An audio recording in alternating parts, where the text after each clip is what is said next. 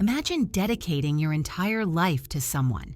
Every paycheck, every dream, every ounce of energy poured into their happiness, only to hear them say, the best birthday gift would be if you just died. This is not just a story. This is a life-changing journey, a tale of sacrifice, betrayal, and ultimate revenge. A mother who gave everything only to discover the darkest secret of all. Her love was never enough. In this video, you'll hear an emotional story of a woman's heartbreak and rebirth, a story of family secrets exposed, revenge served cold, and redemption found in the most unexpected way. If you love powerful, life-changing stories, unforgettable undercover boss/CEO twists, and true emotional roller coasters that touch your soul, this video is for you. Stay until the very end, because the lesson hidden here could change the way you see love, sacrifice, and even family forever. Birthdays are supposed to be filled with joy. They're supposed to be a celebration of life, of love, of family. But sometimes, a single sentence can turn a day that should be sweet into a memory that scars forever. I never thought I would be the kind of mother who dreaded her own child's birthday. For 45 years, I had marked that date on the calendar with excitement, baking cakes, buying gifts, planning surprises. Every year, I looked forward to seeing my daughter's eyes light up the way they did when she was a little girl. This year was no different, or at least that's what I told myself. I ordered her favorite cake, rich chocolate layered with fresh strawberries, the same flavor she used to beg for as a child. It wasn't cheap $200 from the most expensive bakery in town, but to me, nothing was too much for my only child. I arrived at her house early, the cake carefully balanced in my hands. I even lit the candles before knocking, imagining her smile as I walked in, singing happy birthday. My heart was pounding, but it wasn't nerves, it was excitement. After all, I was her mother. Surely, despite the years and the distance that had grown between us, deep down she still loved me. But when the door opened, instead of a smile, I was greeted with something colder than the winter wind. My daughter, Rebecca, looked at me with irritation, as though my very presence was an inconvenience. "Oh, it's you," she muttered, not even bothering to look me in the eyes. I forced a smile, lifting the cake higher. "Happy birthday, sweetheart. Look, I brought your favorite. Chocolate and strawberries, just like when you were little." Her sigh was heavy, impatient, almost theatrical. Without thanking me, without even acknowledging the cake, she stepped aside and said flatly, "Come in. We need to talk." Her house was beautiful. Every corner, every piece of furniture, every wall had been made possible by me. When she got married, I'd taken $50,000 from my life savings to help her and her husband start fresh. I had worked double shifts as a nurse for 40 years just to scrape together that kind of money. That house was more than wood and stone. It was my sacrifice, my love, my devotion in physical form. And yet, sitting on her elegant sofa, I felt like an intruder. Rebecca crossed her arms, her face set in that cold, distant expression she had adopted in recent years. "Mom," she began, her tone sharp, "I've been thinking a lot about what I want for my birthday this year, and I finally realized what would truly make me happy." My heart lifted. I leaned forward, eager to please. "Of course, darling. Anything you want. A trip? Jewelry? Maybe that car you mentioned last month? You know I'll make it happen." She paused, her eyes locking onto mine, but there was no warmth in them, only disdain. Slowly, deliberately, she said the words that would shatter me. "The best gift you could ever give me is to just die." For a moment, time froze. The room spun. The cake in my hands felt unbearably heavy, its candles dripping wax onto the frosting as if even they were crying for me. My ears rang with her words, replaying again and again, crueler each time. I whispered, barely able to breathe, What did you just say? "You heard me," she replied, her voice colder than ice. "I'm tired of you, Mom.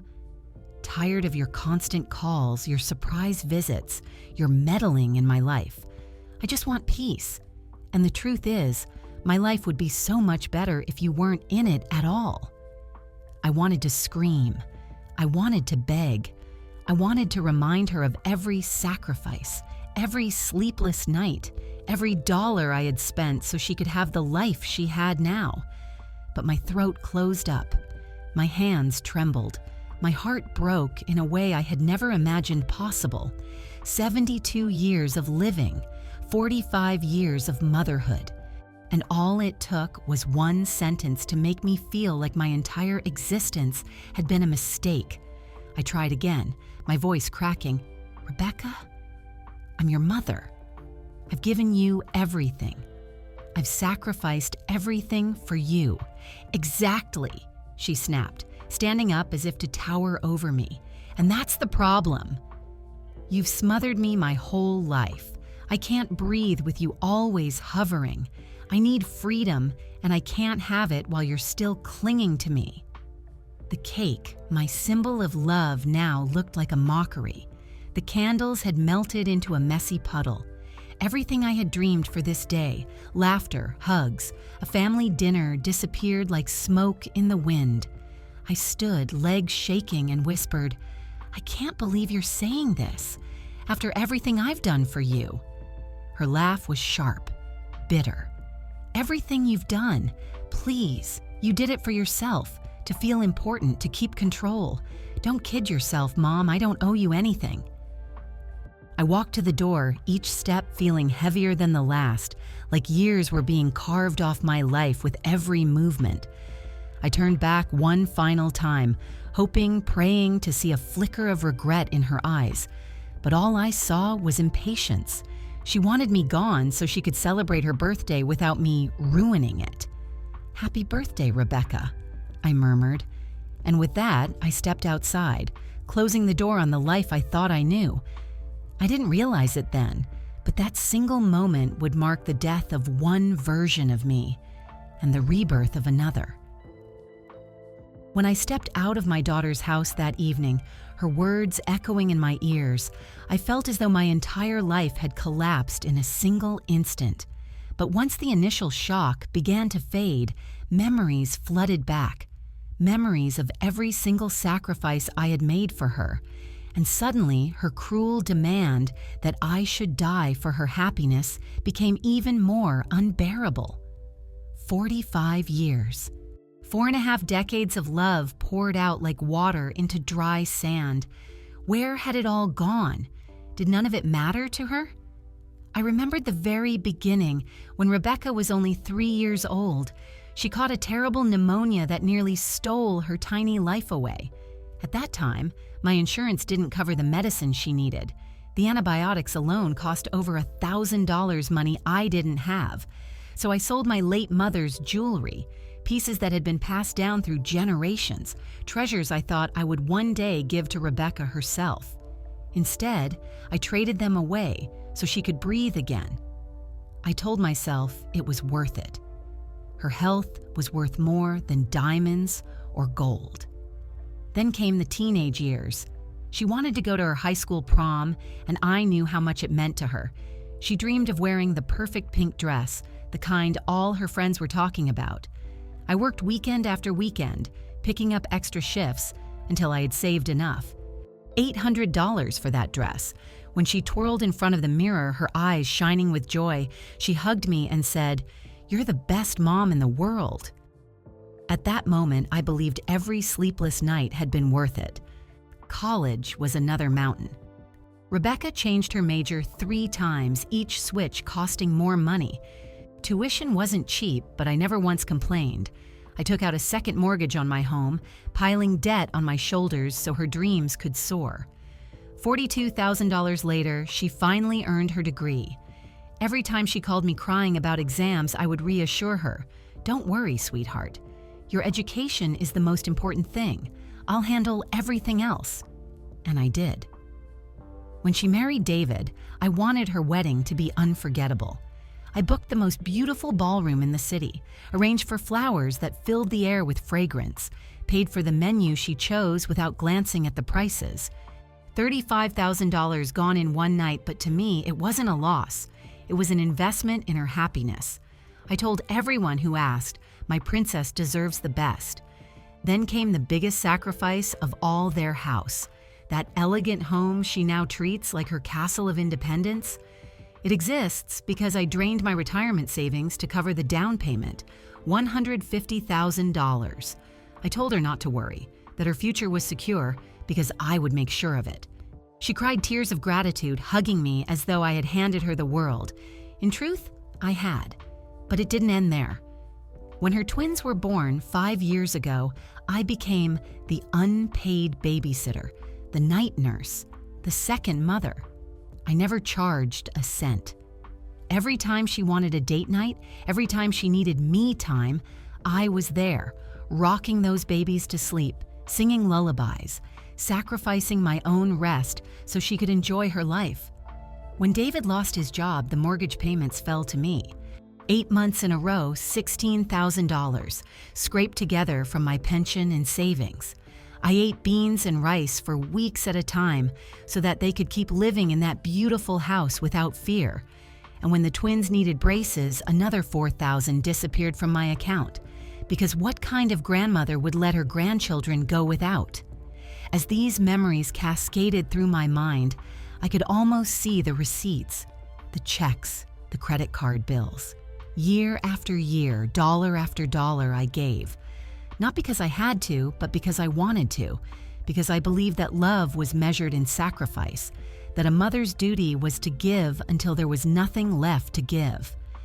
By the time I finished adding it all in my head, the number stunned me. Nearly $500,000. $500,000 I could have saved for myself. $500,000 that could have meant a comfortable retirement, a life of travel, a little cottage by the sea. Instead, I gave it all away to the daughter who now told me that her greatest wish was for my death. It wasn't just the money, though. It was the years of my life. The canceled vacations, the skipped dinners, the friendships I let fade because I was always running to Rebecca's side. The nights spent awake with worry every time she cried on the phone.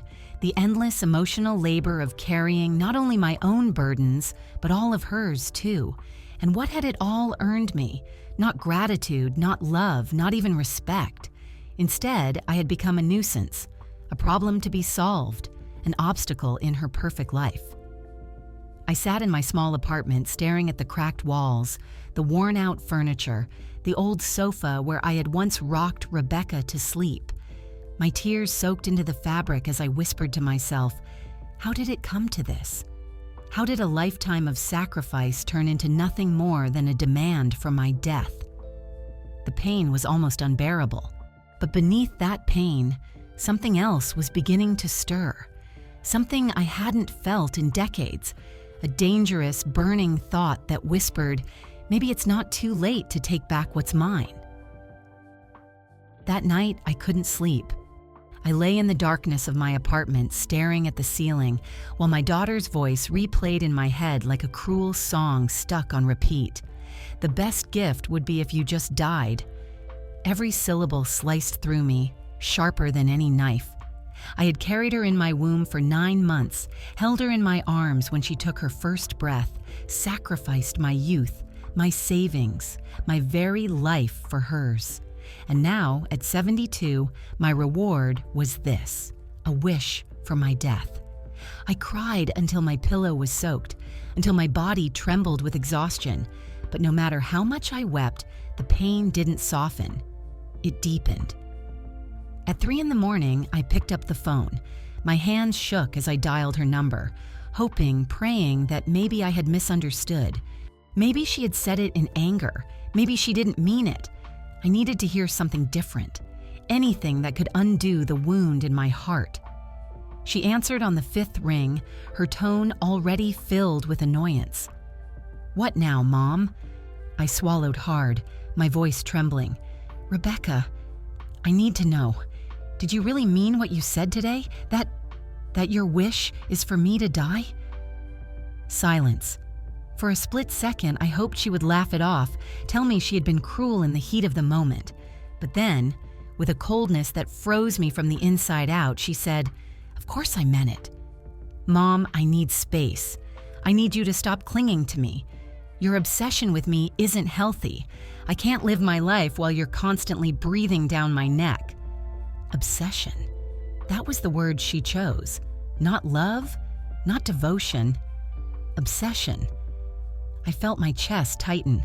How could the same actions that once earned me her hugs and whispered, "Thank you, Mom," now be twisted into something toxic? Was my love now nothing more than a burden? I hung up the phone without saying goodbye. My tears had run dry, replaced by something hotter, heavier, and far more dangerous: anger.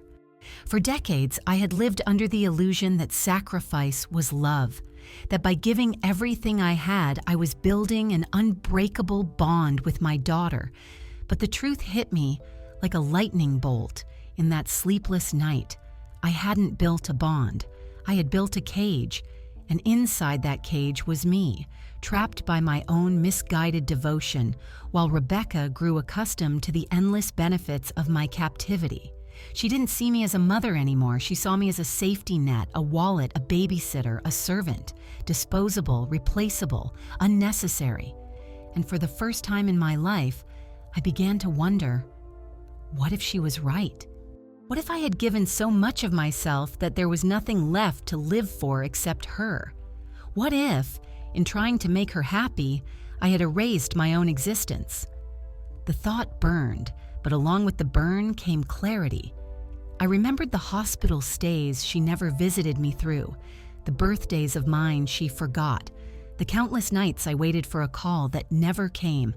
I remembered how quickly she answered when she needed money, and how slowly she replied when I just wanted to hear her voice. It wasn't just that she didn't love me, it was that she didn't respect me. She didn't even see me as a person anymore. Lying in that bed, I realized something powerful. I couldn't change her, but I could change me. The sadness that had suffocated me for hours began to twist into something new. It started as indignation, then it grew into fury, and finally it transformed into resolve. Rebecca wanted me gone. She wanted me to disappear. Fine. I would give her exactly what she wished for, but not in the way she imagined. If she thought my death would make her life easier, she was about to learn the hardest lesson of all. Life without me was far more difficult than she had ever dreamed, because I wasn't just going to walk away.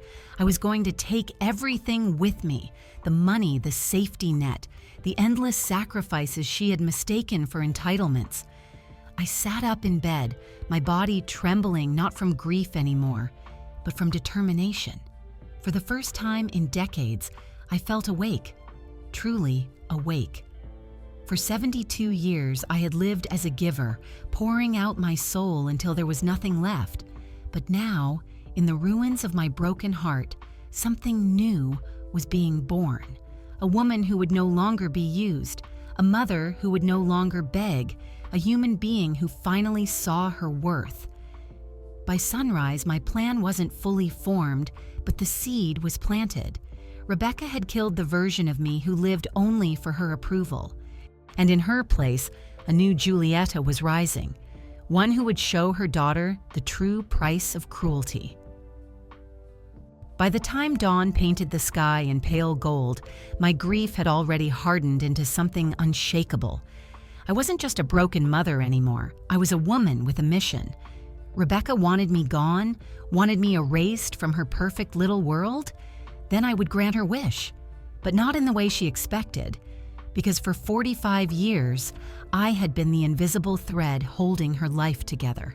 I had been the one paying bills, fixing problems, keeping everything afloat while she lived in comfort.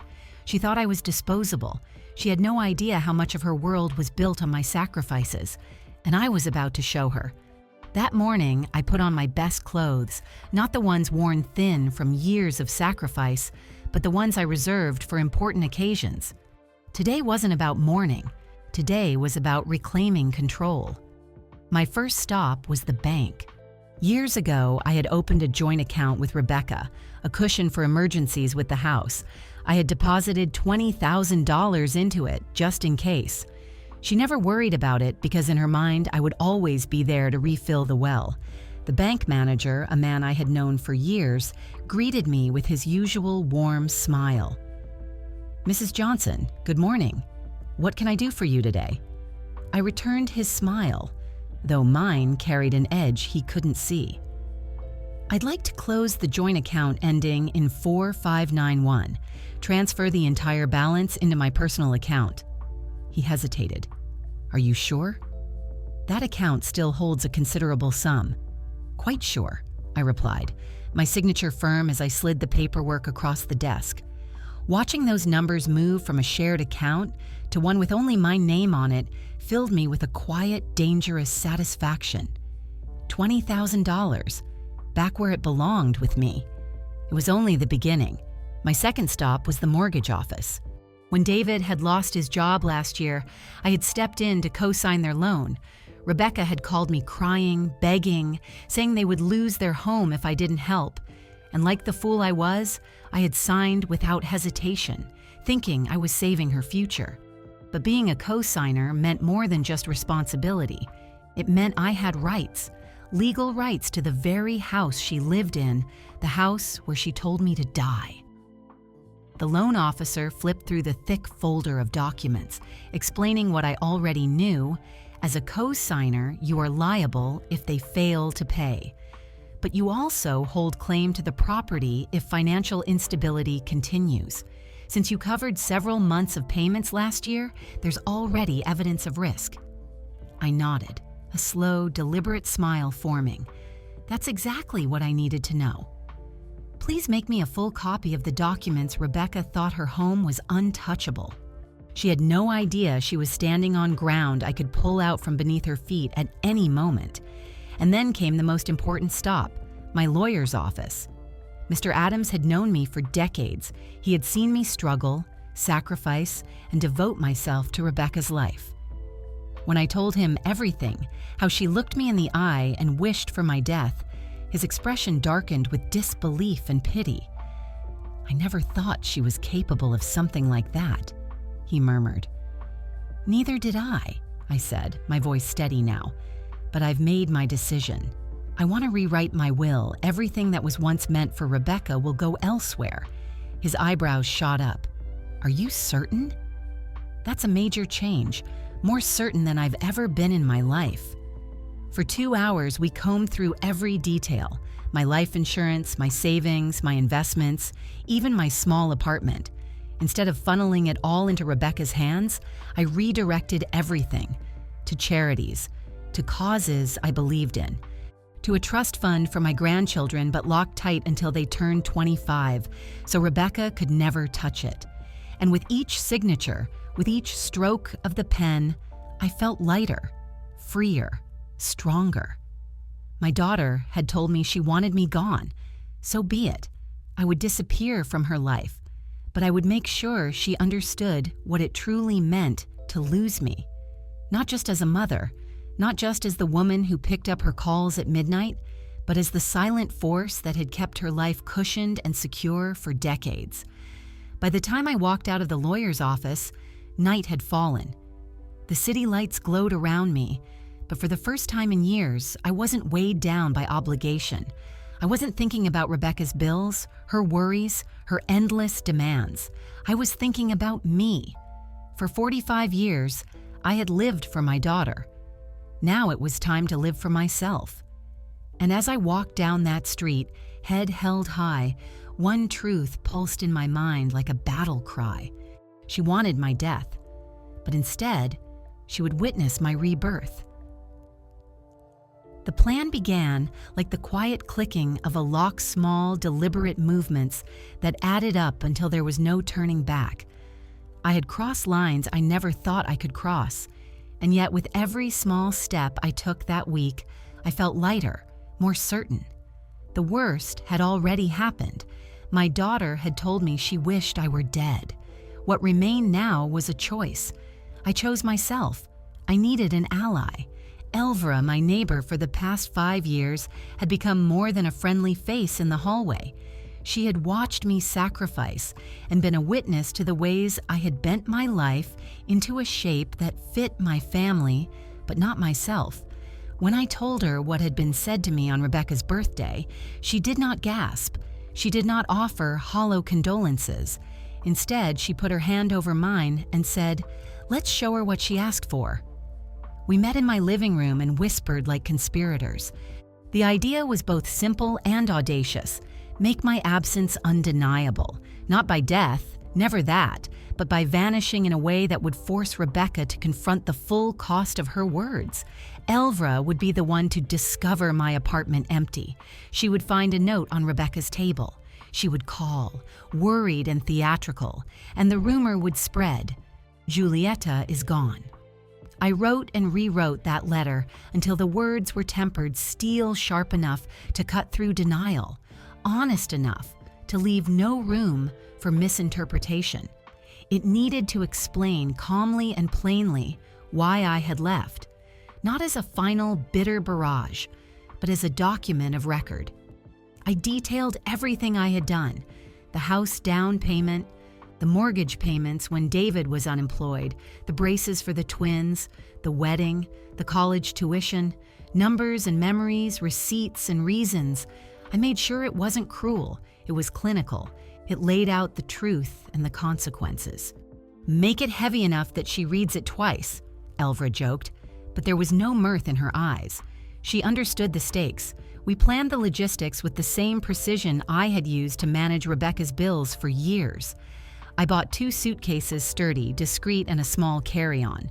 I put only essentials inside: a few dresses, comfortable shoes for walking, my passport, copies of the legal documents I had changed, the envelope with the $20,000, and the sealed letters for the grandchildren that I could send later. I included my journal. For the first time in decades, I packed for myself. On Tuesday morning, I dressed deliberately. Not in mourning black, not in the tired clothes of a woman who had given everything. I wore something that said, "I am going places." A simple coat, a scarf I'd never allowed myself to wear, lipstick that matched my confidence more than my age. It was an armor of small rebellions. Elvra had the spare keys. She had been to my apartment plenty of times to water plants and bring over soup when I worked long shifts. She knew my routines. She promised to act alarmed, to call places and people in the way a neighbor who found an empty home would. She promised to play every note of the scene as if it were real distress. In her hands, the performance would be convincing. We rehearsed the story only once. It didn't need lines. The truth was already stacked on my shelves, neat and undeniable. When she left with the key tucked into her purse, I felt a peculiar calm. There was guilt. Of course there was. But beneath it simmered a relief so profound I could taste it. At the taxi, Elvra squeezed my hand, looked me in the eye, and said, "You are doing the bravest thing. Not for revenge, Julieta, for yourself." There were no more tears, only a steady breath and the ticking of the meter as we drove toward the airport. On the ride, the city blurred past like a life that belonged to someone else. I watched windows and crosswalks pass like scenes I had played 1,000 times. The hospital where I had worked, the park where I pushed a stroller, the church where I had cared for sorrow and joy. Each place flushed past and faded. It felt like shedding a skin. At the airport, I moved with practiced calm. The travel agent had handled the paperwork. My ticket to Zurich was booked. A one-way ticket because this was not an escape plan with a return clause. I wanted no immediate backdoor out of what I was doing. It was deliberate, irrevocable. Before I handed my passport to the clerk, I pulled a thin envelope from my bag and tucked it into my coat. It was the letter for Rebecca, sealed in a way that made it seem like a small legal file. It contained the detailed account of my sacrifices and the notice of legal changes, the rewritten will, the closed accounts, the transfer of funds. It was not a threat. It was a ledger. As I stepped through security, my phone buzzed. A number I knew too well flashed across the screen. Rebecca. My thumb hovered and then moved away. The temptation to answer was sudden and sharp, like a hunger. But I had rehearsed this moment. I did not call. I was not there to be consumed again. When I landed in Zurich, the air felt different, thin and crisp in a way that cut through fog. It was the kind of cold that clears the mind. The city was orderly, serene, and indifferent. A driver held my name on a small placard, smiling like life was simple and new. He took me to a furnished apartment by the lake, small but immaculate, with light pouring in through tall windows. I set my suitcases down and breathed in the scent of a life that belonged to me. Back home, the plan unfolded exactly as we had written. Elvra went to my apartment that Wednesday like a woman on a mission. She called Rebecca. She made the worried noises. She used the spare key. She found the letter on the little table next to Rebecca's own framed photograph. She read a paragraph or two aloud and then called. Her voice trembled just enough. When the first ring came through to my new Swiss phone, it was a number I did not recognize. A neighbor's voice, strained. "Mrs. Johnson?" I listened. "It's Elvra. I think Julieta disappeared." The word landed like a stone. I felt nothing and everything at once. From where I sat by the lake watching swans circle the water, I realized that my disappearance had already become a mirror. It would show them their faces, their dependencies, their truths. Whether they looked away or not would be their responsibility. And somewhere between the tugs of guilt and the thrill of freedom, I understood the difference between punishment and liberation. This was both. It was the consequence of a lifetime of taking, without gratitude. But it was also the first honest act I had performed purely for myself. I had left something behind more than a letter, more than a set of legal changes. I had left a new version of myself, deliberate, accountable, and finally alive. The secret escape was not an ending, it was an opening. And as the Swiss sun warmed my face, I allowed myself to step into it. The first morning in Zurich felt like stepping into a painting, crisp light, a calm lake, and a quiet that promised possibility. For the first time in decades, I had no one scheduled to keep, no one's emergency to solve, no one waiting with expectation for my next sacrifice. The silence was not empty. It was full of choices I had never allowed myself to make. My temporary apartment was small and perfectly tidy, with tall windows that let in the pale Swiss sun. I unpacked slowly, touching each garment as if I were meeting an old friend I'd neglected for years. The scarf I had bought at the airport, the silk I had never dared to buy at home. I wrapped it around my neck and felt a silly, delicious thrill. It was a small luxury, but to me, it felt revolutionary. On the second day, Klaus, the young man from the agency who met me at the airport, handed me a folder that felt heavier than its weight in paper. It contained a list of local resources, a schedule for German classes, and the name of a financial advisor ready to help me understand my options if I decided to stay. I read it slowly, like a map to a life I had only imagined on late nights. For the first time, retirement did not mean shrinking, it meant choosing. I joined a small walking group for expatriates my age that afternoon. We met at the bus station and admired the alpine silhouette as the bus rolled toward a medieval town. There were people there with stories stitched into their faces, a woman who had left a son who treated her as a bank, a man who'd finally divorced after 50 years of being taken for granted. They nodded when I said why I was here, not with pity, but with recognition. In their eyes, I saw a mirror of my own sorrow and the glint of hard-won freedom. The first week was a study in rediscovery. I enrolled in German lessons 3 times a week, not just to learn a language, but to open doors to people and markets and simple conversations that didn't revolve around my past debts. I booked a watercolor class on Tuesdays, something I had once adored in a community center years ago, but abandoned when maternity and mortgage replaced my brushes. I bought notebooks and a fountain pen, and for the first time in a long while, I wrote without purpose. Not a bill, not a grocery list, not a plea for money, but a sentence that belonged solely to me. Money, which once dictated every decision, began to feel like a tool rather than a tether. My first meeting with the Swiss financial advisor, Herr Meyer, was clinical and encouraging. He walked through my accounts, the transfers I'd made, the investments we had set up.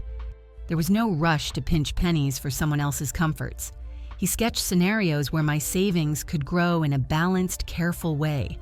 A life with good health care, modest travel, and the possibility to support small philanthropic causes if I chose. Hearing the numbers, the steady forecasts, I felt something like astonishment at how different my future could look when I wasn't subsidizing someone else's life. On a slow Thursday morning, I treated myself to lunch by the lake. I ordered salmon and a glass of wine without checking the price. The waiter brought a plate that looked like an offering. I sat outside and watched people move by, couples, students, elderly walkers with dogs, and realized how long it had been since anyone watched me without an agenda. The luxury was not just the meal, it was the permission to enjoy it. Friends arrived slowly but genuinely.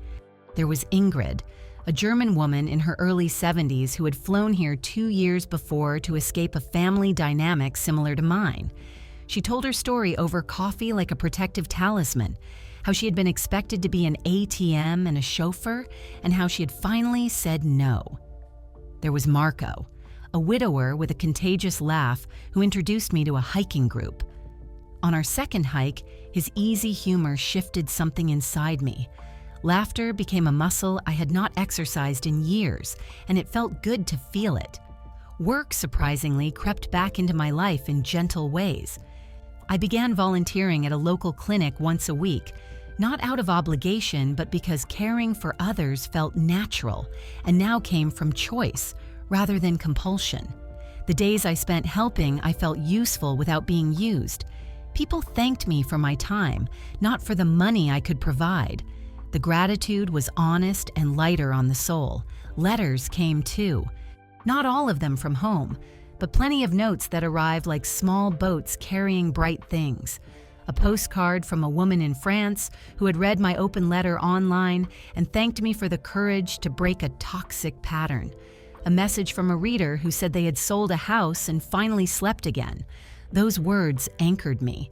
The truth of my experience was resonating farther than I'd ever imagined, and it soothed the raw places inside me. Every day I counted small victories.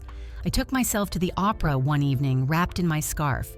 I signed up for a monthly painting exhibit at a community center, and on Tuesday nights the watercolor brushes became an old friend. I learned how to buy fresh bread without guilt. I learned how to say no with a calm voice and without collapse afterward. And yet, some mornings I still woke to the same sharp ache. The memory of a door closing, the wax of a cheap candle melting into a cake that never got eaten. Those mornings were honest. They reminded me that freedom was not an erasure of pain, but a reallocation of it. I allowed myself to grieve, but I refused to live there. When the first calls from Rebecca began, shaky, frantic, pleading, they met a person who had already begun to understand her own edges. I answered once, briefly, and felt the old reflex to apologize take shape.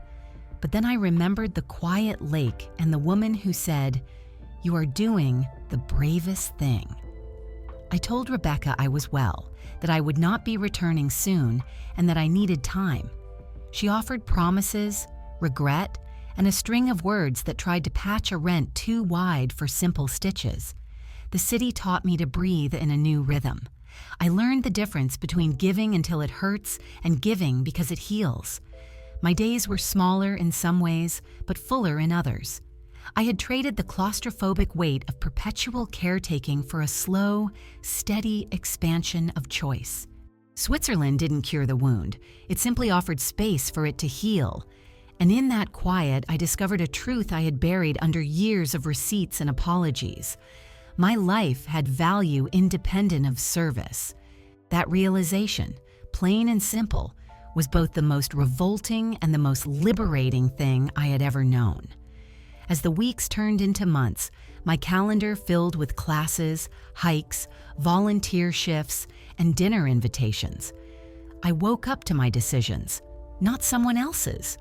I was no longer defined by the number of times I answered a midnight call or by the receipts I kept in shoeboxes. I was defined by small acts of joy, a painting finished, a conversation that lasted without requests, a walk that ended with a sunset that belonged only to me. Living wasn't an obligation anymore. It was a quiet, stubborn reclaiming of self. And with every sunrise over that Swiss lake, I felt the weight of 45 years lighten, not disappear, but change its shape. From a burden I carried alone to a story I could tell as my own. The first days of silence were intoxicating. For the first time in years, my phone didn't buzz with endless demands. No requests for babysitting, no sudden emergencies about bills, no manipulative guilt trips disguised as check-ins. I had peace, but peace never lasts long when someone else realizes their lifeline has been cut. By the end of the first week, the calls began. At first, they were scattered.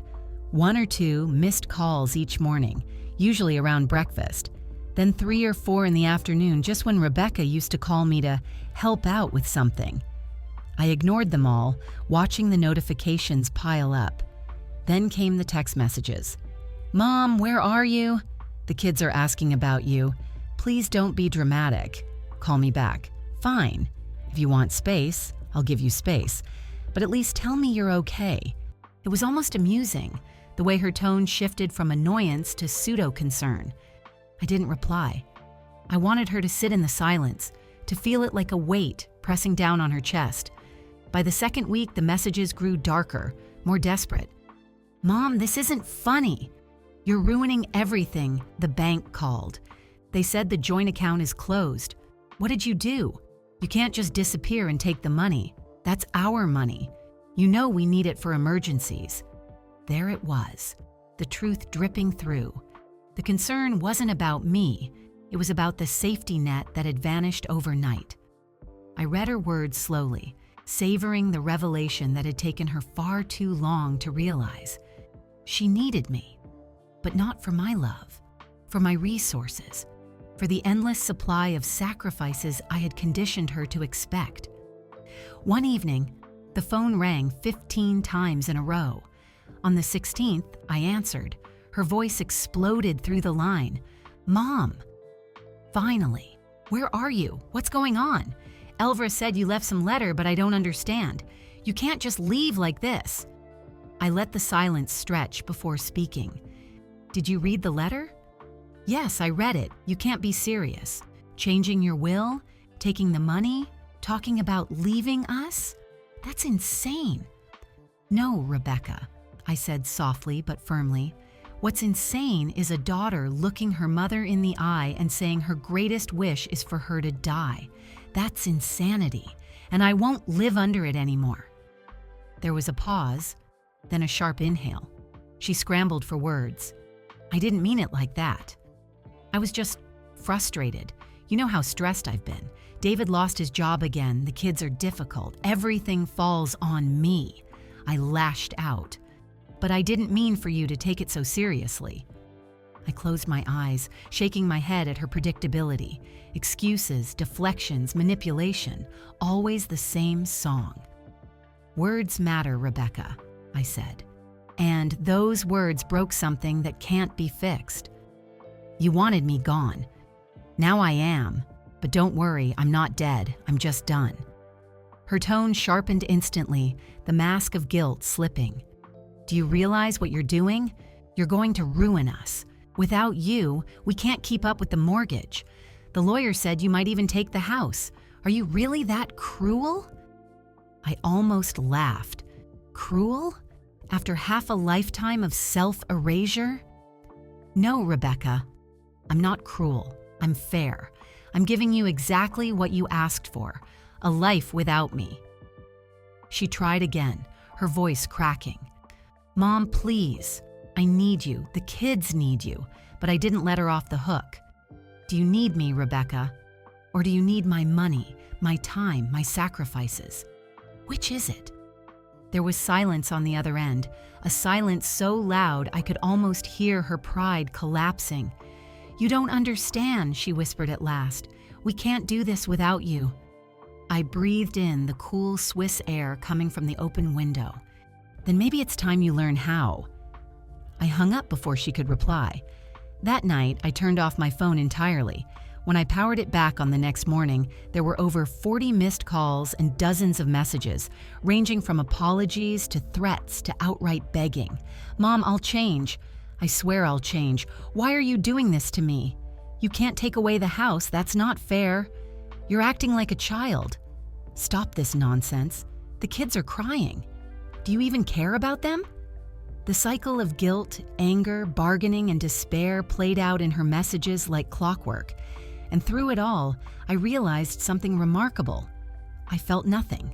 No pull to comfort her, no reflex to rescue, no guilt to soften my stance. I had spent my life believing her survival depended on me, but the truth was, it was my survival that had been sacrificed for hers. And now, for the first time, I was the one choosing myself. Rebecca's panic was proof that my absence had power.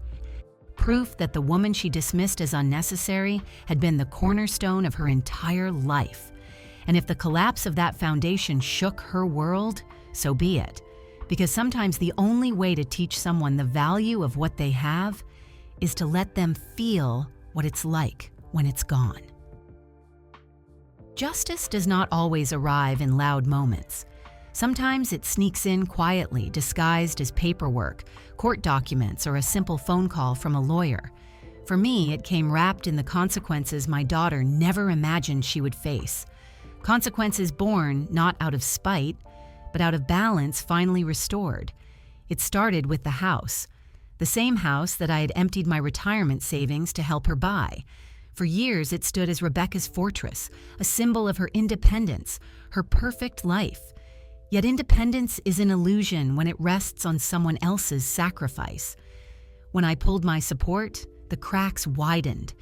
David had lost his job again, and the mortgage payments began slipping through their fingers like sand. I remember the day my lawyer, Mr. Adams, called me from back home. His voice was calm, almost satisfied. "Julieta," he said, "the bank has moved forward with the foreclosure. As the co-signer, you're entitled to reclaim your initial investment, with interest. You'll receive a transfer of $185,000 by next week." I sat in my Swiss apartment, looking out over the lake as his words sank in. The very house where Rebecca told me to just die had now become the vehicle of my financial rebirth. It wasn't revenge, it was justice. Soon after, I received another update. My old apartment back home, the small place I had clung to as a safety net, had sold. $95,000 cleared after expenses. Between that and the repayment from the house, I was suddenly holding nearly $300,000. Combined with my savings and investments, I was worth more than $500,000. At 72 years old, I was richer and freer than I had ever been. Rebecca, meanwhile, was unraveling. Reports trickled in through Elvra, my neighbor and confidant. Rebecca had been forced to move into a cramped apartment on the other side of town. David found factory work that paid a fraction of his old salary. For the first time, Rebecca had to clock in at a job of her own. She wasn't the queen of her castle anymore. She was a woman learning how to survive without a safety net. When I asked Elvra how Rebecca seemed, she sighed. "She's bitter, Julieta. Angry at the world, but underneath, I think she's scared. She keeps saying she didn't realize how much you carried until it was gone." I didn't smile at her suffering. I didn't cheer at her fall. Instead, I felt a deep, quiet satisfaction. Not joy, not cruelty, but balance. For decades, the scales had been tilted heavily against me. Now they had finally leveled, and in that balance, I found redemption. It wasn't just financial, it was personal. The story I had carried in silence for years, of sacrifice without gratitude, of a love twisted into servitude, was finally being told. My open letter, the one I had written late at night in Zurich, had been published online. It spread farther than I ever expected, reaching women across the world who whispered, "Me too." I received messages from strangers who felt less alone because of my words. Some told me they had finally said no to adult children who treated them like servants. Others said they had packed bags and started new lives of their own. My pain had become a map, a warning and a torch for others walking the same dark path. Then came the book. With encouragement from a local publisher, I began writing down my full story. Not just the heartbreak, but the lessons. Not just the losses, but the gains. It became a guide for women who felt trapped by duty, guilt, or manipulation. When it was finally released, I held the first copy in my hands and wept. For the first time, I had created something entirely my own. And when the book began selling, climbing to bestseller lists in Europe, I realized that my redemption wasn't just survival, it was transformation. Of course, Rebecca tried to claw her way back. She sent messages through David, through the grandchildren, through mutual acquaintances. Apologies laced with desperation, pleas disguised as reconciliations. She wanted forgiveness, but more than that, she wanted stability restored. One day, Elvra told me Rebecca had come to her door, crying. She said she finally understands everything you did, that she regrets what she said. She begged me to tell you she's sorry I closed my eyes and breathed deeply. And what did you tell her? I asked. I told her some wounds never heal, that sometimes apologies arrive too late. Geez. Rebecca had lost the house, the easy lifestyle, the endless cushion of my sacrifices. But more than that, she had lost access to me. Not just my money, but my love, my presence, my willingness to give. And in that loss, she was finally forced to see the truth. She had mistaken unconditional love for an infinite resource, and nothing in this world is infinite. Justice was not about her downfall, it was about my rise. And redemption was not about punishing her, it was about finally honoring myself. That night, I toasted alone at my favorite cafe in Zurich, not to wealth, not to revenge, but to dignity, to the courage it had taken to walk away from the life that had been draining me dry, to the discovery that even at 72, rebirth is possible. For the first time, I felt whole, not as a mother, not as a provider, but as a woman, and that was the truest redemption of all. There is a moment in every life when the storm quiets, the smoke clears, and you see what remains. For me, that moment came as I sat on a balcony in Zurich, a warm cup of coffee in my hand, looking out at the Alps painted gold by the rising sun. I was 75 years old, 3 years older than the day my daughter told me she wished for my death. Yet in that silence, I realized something profound. She had not ended me. She had freed me. When I think back to that birthday, I see it now as a kind of funeral. The Julietta who lived entirely for Rebecca, who measured her worth in dollars spent, sacrifices made, and hours given away, died that night. And in her place, another woman emerged, one who could finally stand tall, even in her old age, one who understood that love without respect is not love at all. It is bondage. That is the final lesson. For years, I thought motherhood meant martyrdom, that the measure of a good mother was how completely she erased herself for her child. I gave Rebecca everything, my youth, my money, my time, my health, my very identity, and I believed that in return she would give me gratitude, companionship, and love. But love built on debt is no love at all. It is expectation wearing a mask. When she looked me in the eye and told me that her greatest wish was my death, she ripped the mask away. Cruel as it was, that moment revealed the truth I had refused to see. I had not been loved for who I was. I had been tolerated for what I could provide. And once I stopped providing, the truth was laid bare. But here is where the story twists. Her cruelty did not destroy me. It resurrected me. In the quiet of my Swiss apartment, I began to live as though my life had value apart from anyone else's needs. I joined classes. I made friends. I learned how to laugh again, not as someone's mother, not as someone's provider, but simply as Giulietta. I became an author, a speaker, a woman whose story resonated with thousands of others trapped in the same invisible chains. I learned that my voice carried weight not because of the money I gave, but because of the truth I spoke. Rebecca lost her house. She lost the financial safety net. She lost the illusion of invincibility she had built on my back. And though part of me still aches for the grandchildren, I know I gave them something greater than money or babysitting. I gave them an example. One day, when they are old enough to understand, they will know that their grandmother chose dignity over destruction, that she refused to let her love be trampled, that she walked away, not in bitterness, but in strength. Sometimes people say, "But isn't it cruel to leave your family behind?" And my answer is this: no. What is cruel is teaching your children that love means exploitation. What is cruel is showing them that a parent's role is to die slowly in service of their comfort. True cruelty is raising another generation to believe that respect is optional. I chose differently. I chose to live. That is the final lesson. It is never too late to choose yourself. Even if you are 75, even if the world tells you your best years are behind you, even if your own child tells you that you are worth more dead than alive, life does not end when someone else rejects you. Sometimes, that is when life truly begins.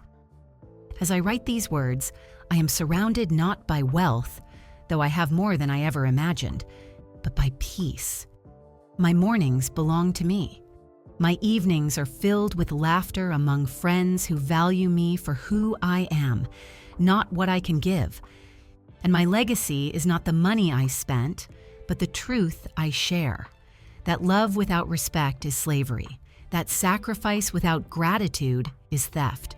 That motherhood without boundaries is self-destruction. To every woman who hears my story, whether on a screen, in a book, or whispered across a kitchen table, I want you to remember this: you are not selfish for choosing yourself. You are not cruel for saying no. You are not less of a mother or less of a woman for demanding respect. You are human, and you deserve a life that honors that simple fact. Rebecca asked me for the gift of my disappearance. She thought it would make her life easier. What she never understood was that by disappearing from her world, I reappeared in my own, and that is a gift no one can take away. So if you are listening to this story, ask yourself, what gift are you still waiting to give yourself? What part of your life have you placed in someone else's hands? What chains have you mistaken for love? Maybe today is the day you stop waiting. Maybe today is the day you choose yourself. Because if I could do it at 72, broken and humiliated, you can do it too. That, my dear listener, is the final lesson. Sometimes the deepest wounds don't come from strangers. They come from the people we love most. And sometimes the most powerful revenge is not anger, not destruction, but choosing yourself. This mother's story is not just about pain. It's about rebirth. It's about proving that even after decades of sacrifice, you still have the right to live for you. So I ask you, have you ever given everything to someone only to feel invisible? What would you do if the person you loved most wished for your death? Drop your thoughts in the comments, because your voice matters here. And if this story moved you, if it made you cry, if it made you angry, or even if it gave you hope, then don't just keep it to yourself. Share this video. Let others hear it. Because somewhere out there, another mother, another father, another soul needs this reminder. Love must be respected, or it isn't love at all. Don't forget to like, subscribe, and turn on the notification bell so you never miss another life-changing story. Because sometimes one story can change everything. And maybe this was the story you needed to hear today.